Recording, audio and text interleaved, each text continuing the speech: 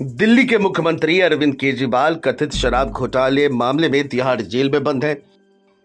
इस बीच लोकसभा चुनाव का दूसरा चरण भी समाप्त हो चुका है। फिलहाल केजरीवाल किस सीट से चुनाव लड़ेंगे या फिर लड़ेंगे भी या नहीं, ये स्पष्ट नहीं है, लेकिन इतना तय है कि जेल में रहते हुए उन्हें वोट देने की इजाजत नहीं है। नेशनल क्राइम रिकॉर्ड ब्यूरो के क्राइम इन इंडिया 2022 की रिपोर्ट की माने तो ऐसे 5 लाख से भी ज्यादा व्यक्ति हैं जो इस लोकसभा चुनाव में मतदान नहीं कर सकेंगे क्योंकि वो जेल की सजा काट रहे हैं। अब यहाँ ये बात यह है कि जेल में रहते हुए जब इलेक्शन में खड़ा होने का अधिकार है और हक भी मिलता है, तब वोटिंग का क्यों नहीं मिल सकता। लगभग 1.5 दशक पहले पटना हाई कोर्ट में ऐसा मामला आया जिसमें जेल की सजा काट रहे कैदी ने चुनाव लड़ने की मंशा जताई। अदालत ने इस पर मना करते हुए कहा कि जब कैदियों को वोट देने का हक नहीं है तो चुनाव लड़ने जैसी जिम्मेदारी की छूट कैसे मिल सकती है। वहीं सुप्रीम कोर्ट ने भी हाई कोर्ट के फैसले को मंजूरी दी थी, लेकिन बाद में तत्कालीन यूपीए सरकार ने कानून में बदलाव करते हुए जेल में बंद लोगों को चुनाव में खड़ा होने की इजाजत नहीं दी। इस साल 2013 का मामला है, लेकिन जेल में बंद शख्स के पास वोटिंग राइट अब भी नहीं है। लोक प्रतिनिधित्व अधिनियम आरपी एक्ट 1951 की धारा 62(5) के तहत जेल में बंद कोई भी व्यक्ति वोट नहीं डाल सकता, फिर चाहे वो हिरासत में हो या सजा काट रहा हो। वोट डालना एक कानूनी अधिकार है। अगर कोई कानून का उल्लंघन करे तो उसका ये हक अपने आप ही निरस्त हो जाता है। दोषी के अलावा जिन पर ट्रायल चल रहा है वो भी इलेक्शन में मतदान नहीं कर सकते। कैदियों को मताधिकार से वंचित करने का इतिहास अंग्रेजी जब्ती अधिनियम 1870 से दिखाई देता है।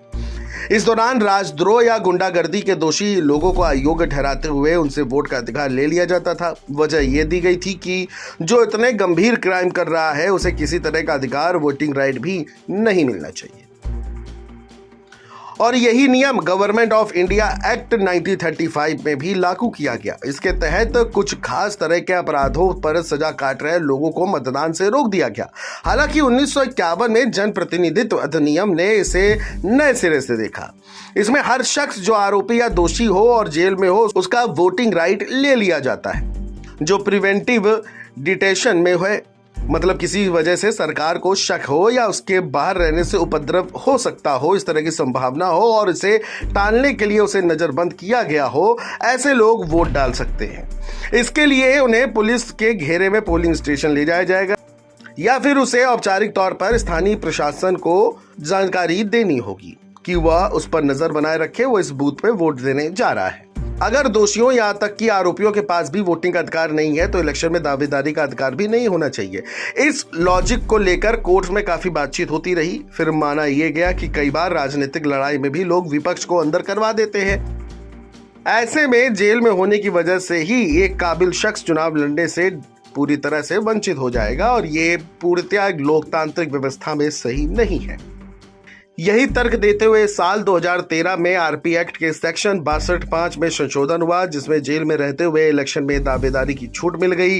वे चुनाव में कैंडिडेट हो सकते हैं, अपने लोगों के जरिए चुनावी प्रचार भी करवा सकते हैं, बस वोट यानी मतदान नहीं कर सकते। यहां तक कि जेल से बेल पर बाहर आना भी उन्हें यह सुविधा नहीं देता है।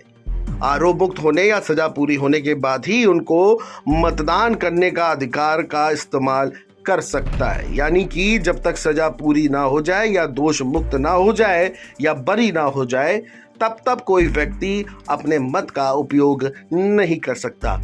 तो केजरीवाल के मामले में भी यही बात सामने आ रही है कि वो कहीं से चुनाव तो लड़ सकते हैं लेकिन मत का प्रयोग नहीं कर सकते। ऐसा क्यों है, इस पर हमने तमाम जानकारी दी और कहीं ना कहीं ये बात भी सटीक बैठती भी है। Bureau desk NBT online.